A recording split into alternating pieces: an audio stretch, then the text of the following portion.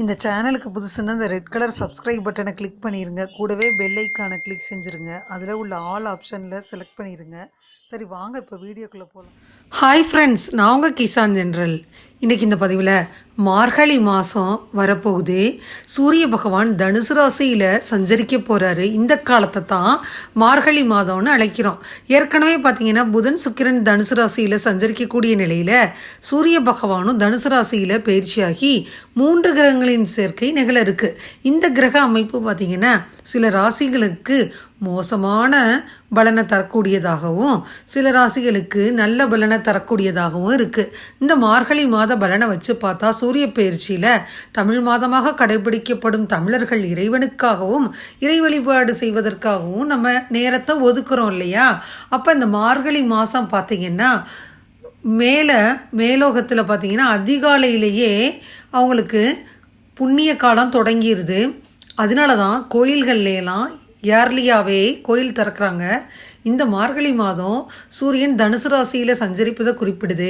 சூரிய பகவான் டிசம்பர் 16ஆம் தேதி முதல் ஜனவரி 14ஆம் தேதி வரை தனுசு ராசியில் சஞ்சரிக்க போகிறாரு. இந்த மார்கழி மாதத்தில் எந்தெந்த ராசிக்காரவங்க கவனமாக இருக்கணும், எந்தெந்த ராசிக்காரவங்களுக்கு அதிர்ஷ்டம் அப்படின்னு எல்லாத்தையும் பார்த்துட்டே வந்துடுவோம். ஒவ்வொரு சூரிய பயிற்சியும் தமிழ் மாதமாக கணக்கிடப்படுது. டிசம்பர் 16ஆம் தேதி காலையில் 9:40 மணிக்கு சூரிய பகவான் தனது நண்பரான குரு பகவானின் வீடான தனுசு ராசியில் சஞ்சரிக்க போகிறாரு.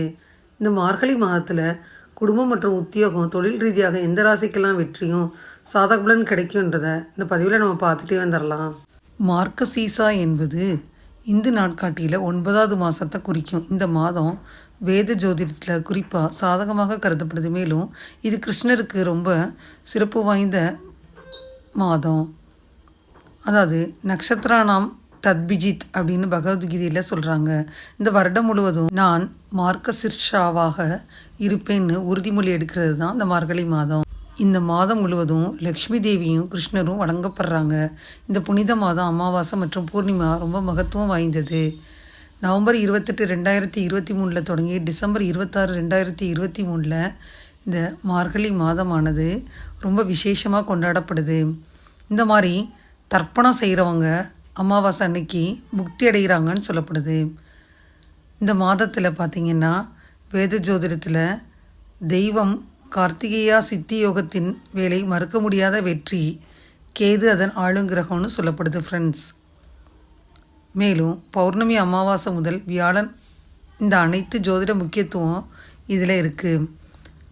மார்கசிர்ஷா மாதம் உங்களுக்கு வேத ஜோதிடத்தில் வியாழ பகவான் விஷ்ணு வழிபாட்டிற்காக வணங்குறாருன்னு சொல்லப்படுது. அதனால் இந்த மார்கசிர்ஷா மாதத்தில் வியாழக்கிழமை ரொம்ப முக்கியத்துவம் வாய்ந்ததாக கருதப்படுது ஃப்ரெண்ட்ஸ். மேஷராசியில் ராகு, கன்னிராசியில் கேது பகவான் இருக்காங்க. மாத ஆரம்பத்தில் பார்த்திங்கன்னா ஒரு வாரம் சுக்கிரன் துளாராசியில் இருக்கிறாரு. 9ஆம் தேதிக்கு அப்புறம் அவர் ராசி மாறுறாரு. 9ஆம் தேதிக்கு அப்புறம் அவர் விருச்சிக ராசிக்கு வந்துடுறாரு இல்லையா? செவ்வாய் விருச்சிக ராசியில் இருக்கிறாரு. இந்த மாதம் 11ஆம் தேதி அவர் தனுசு ராசிக்கு போயிடுறாரு. புத பகவானும் இந்த மாத ஆரம்பத்தில் துலாம் ராசியில் தான் இருக்கிறாரு. 12ஆம் தேதி அவர் விருச்சிக ராசிக்கு போயிடுவார். அது மட்டும் இல்லாமல் 15ஆம் தேதி குரு பகவான் வக்ர நிவர்த்தி வேற ஆறாரு. அடுத்த 2 நாள்லேயே 17ஆம் தேதி புத பகவான் வக்ர நிவர்த்தி ஆறாரு. புத பகவானும் இந்த மாதம் 22ஆம் தேதி தனுசு ராசிக்குள்ளே நுழைய போகிறாரு. புத பகவான் பார்த்தீங்கன்னா துலாம், தனுசு மற்றும் விருச்சிக ராசிக்குள்ளே போகிறாரு. செவ்வாய் பகவான் 2 ராசியிலையும் சுக்கிர பகவான் 2 ராசியிலையும் சஞ்சாரம் செய்கிறாங்க. 15ஆம் தேதி பார்த்தீங்கன்னா குரு பகவான் வக்ர நிவர்த்தி ஆறாரு. இதெல்லாம் வச்சு பார்த்துட்டு தான் நம்ம சொல்ல முடியும். மிதுன ராசி என்பவர்களுக்கு பார்த்தீங்கன்னா இந்த மார்கழி மாதத்தில் சூரியனின் அமைப்பு சுமாரான பலனைத்தான் தருது. உங்கள் வாழ்க்கை துணையுடனான உறவு கொஞ்சம் கருத்து வேறுபாடுகள் நிறைஞ்சதாக இருக்கும். தேவையற்ற விவாதங்கள் ஏற்பட வாய்ப்பு இருக்குது. அமைதியாகவும் விட்டு கொடுத்தும் போகணும். குடும்ப நிம்மதியை தரும்.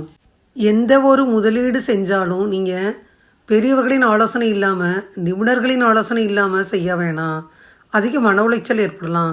தாயின் உடல் நலத்தில் கண்டிப்பாக ஒரு கண் வச்சுக்கோங்க. மிதுன ராசி அன்பர்களை எடுத்துக்கிட்டா இந்த மார்கழி மாதத்தில் வாழ்க்கையில் சூப்பரான மாற்றங்கள் வரப்போகுது. குடும்ப உறுப்பினர்கள் சூப்பராக ஹாப்பியாக இருக்க போகிறாங்க.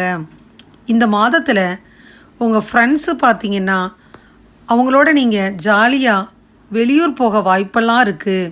சாகச பயணங்கள் போக வாய்ப்பு இருக்குது.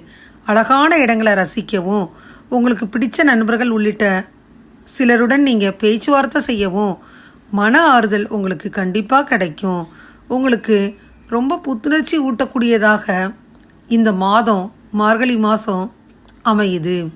அதே போல் இந்த மாதத்தில் தேவையற்ற எதிர்மறையான எண்ணங்கள் தாக்கத்தை ஏற்படுத்துவதாக இருக்கும். அதனால் உங்கள் வேலைகளில் சற்று சலிப்படைய வாய்ப்பு இருக்குது. முடிஞ்சவரை நேர்மறை சிந்தனையுடன் பிறர் அனுசரித்து போங்க. அப்போ தான் நற்பலன்கள் சிறப்பாக இருக்கும். உங்கள் திருமண வாழ்க்கையில் துணையுடன் நெருக்கம் அதிகரிக்கும். உங்களின் தொழில் வணிகம் தொடர்பாக சகோதர சகோதரிகளின் ஆதரவு கிடைக்கும். இந்த மாதத்தில் வணிகத்தில் புதிய ஒப்பந்தங்கள் எல்லாம் கிடைக்க வாய்ப்பு இருக்குது. பரிகாரம்னு பார்த்தீங்கன்னா தினமும் சூரிய நமஸ்காரம் செஞ்சு சூரிய வழிபாடு செய்யணும். மிதுனராசி அன்பர்களை எடுத்துக்கிட்டா இந்த மார்கழி மாதத்தில் 7ஆம் இடத்துல சூரியனுடன் செவ்வாய் இணைஞ்சு பயணம் செய்கிறாரு. உங்களுக்கு அரசு சார்ந்த முறை பயணமெல்லாம் உண்டாகும். அரசாங்கத்துடன் செய்து கொண்ட ஒப்பந்த தொழில் சிறப்படைய போகுது. உங்களுக்கு சகோதர சகோதரிகள் இருந்தால் அவங்கள்ட்ட நல்லா நடந்துக்கிருவீங்க. நல்லுறவு ஏற்படுது. வேலை செய்யும் இடத்துல திடீர்னு இடமாற்றம் ஏற்படுது, திருப்பம் ஏற்படுது. தாய்மாமன் இருந்தால் இதுவரைக்கும் ஏற்பட்ட பிரச்சனைகள் தானாக விலகும்.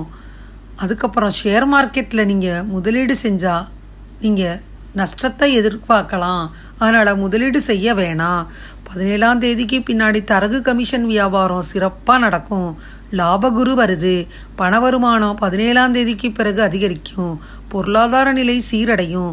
சுக்கிரன் 5ஆம் இடத்துல பயணம் செய்கிறாரு. பெண்களால் நன்மை அதிகரிக்கும். மார்கழி மாதத்தில் திடீர் பணவரவு வந்து திக்குமுக்காட வைக்கும். மிதுனராசி என்பர்களுக்கு பார்த்தீங்கன்னா ராகு 10ஆம் வீட்டில் இருக்குது. 10ஆம் வீட்டில் ராகு இருப்பதனால நிச்சயமற்ற பலன்களை தான் கிடைக்கும். டிசம்பர் 27, 2023 வரைக்குமே செவ்வாய் 6ஆம் வீட்டில் 6 மற்றும் 11ஆம் வீட்டுக்கு அதிபதியாக இருக்கிறாரு. அதற்கு பின்னாடி செவ்வாய் உங்களுக்கு 7ஆவது வீட்டில் பயிற்சியாகிறாரு. 4ஆம் வீட்டில் ராகுவும் 10ஆம் வீட்டில் கேதுவும் பயிற்சியாகிறாங்க. 5 மற்றும் 12ஆம் வீட்டுக்கு அதிபதியான சுக்கிரன் 5 மற்றும் 6ஆம் வீட்டில் மாறி மாறி இருக்கிறாங்க. இன்னொரு புறம் புத கிரகம் இந்த மாதம் 6 மற்றும் 7ஆவது வீட்டில் மாறி மாறி இருக்கிறாங்க. இந்த கிரக நிலையில் வச்சு பார்த்தோம்னா உங்களுக்கு டிசம்பர் 2023 உறவுகள் மற்றும் தொழில் ரீதியாக கலவையான பலன்கள் கிடைக்கும். இந்த மாதத்தில் இந்த மார்கழி மாதத்தில் பணம் சம்பாதிப்பதில் உங்களுக்கு கவனம் அதிகமாகத்தான் இருக்குது. பரிகாரம் தினமும் விஷ்ணுவுக்கு சகஸ்ரநாமம் தெரிஞ்சால் விஷ்ணு சகஸ்ரநாமத்தை ஜெயிக்கணும். மிதுனராசி அன்பர்கள் எடுத்துக்கிட்டால் இந்த மார்கழி மாதத்தில் ராஜலட்சுமி ராஜயோகம் உருவாகுது. அதனால உங்களுக்கு நற்பலன்கள் வரப்போகுது. உங்களுக்கு வருமானம் உயரப்போகுது. அதனால் உங்களுக்கு வருமானம் உயரக்கூடிய அதிக வாய்ப்புகள் உங்களை தேடி வரும். உங்கள் செலவுகளை கட்டுப்படுத்துறது ரொம்ப அவசியம். திருமண வாழ்க்கையில் இனிமையான பலன்களை அனுபவிக்க போகிறீங்க. உறவுகள் முன்பை விட வலுப்பெறும். குடும்பத்தினருடன் அல்லது நண்பர்களுடன் சுற்றுலா போகையில் யோகம் கிடைக்கும். சூரியனின் சஞ்சாரத்தினால வேலை மட்டுமல்லாமல் உங்களின் குடும்ப வாழ்க்கைக்கும் அது நல்லதாகவே முடியும். இதுவரை இந்த பதிவில் மிதுனராசி அன்பர்களுக்கான மார்கழி மாதம் 2023 மேலும் 2024 ஜனவரி 15 வரை உள்ள மார்கழி மாத ராசி பலனை முழுமையாக பார்த்தோம். இந்த பதிவு நிச்சயமாக உங்களுக்கு யூஸ்ஃபுல்லாக இருக்கும்னு நினைக்கிறேன். இந்த பதிவு உங்களுக்கு பிடிச்சிருந்தால் லைக் பண்ணுங்கள். மறக்காமல் கிசான் ஜெனரல் சேனலை சப்ஸ்கிரைப் பண்ணுங்கள். கூடவே இந்த பெல்லைக்கான ப்ரெஸ் பண்ணுங்கள். அப்போ தான் வீடியோ போட்ட உடனே உங்களுக்கு நோட்டிஃபிகேஷன் வரும். தேங்க்யூ ஃபார் வாட்சிங். Thank you friends. பாய். அடுத்த வீடியோவில் பார்ப்போம்.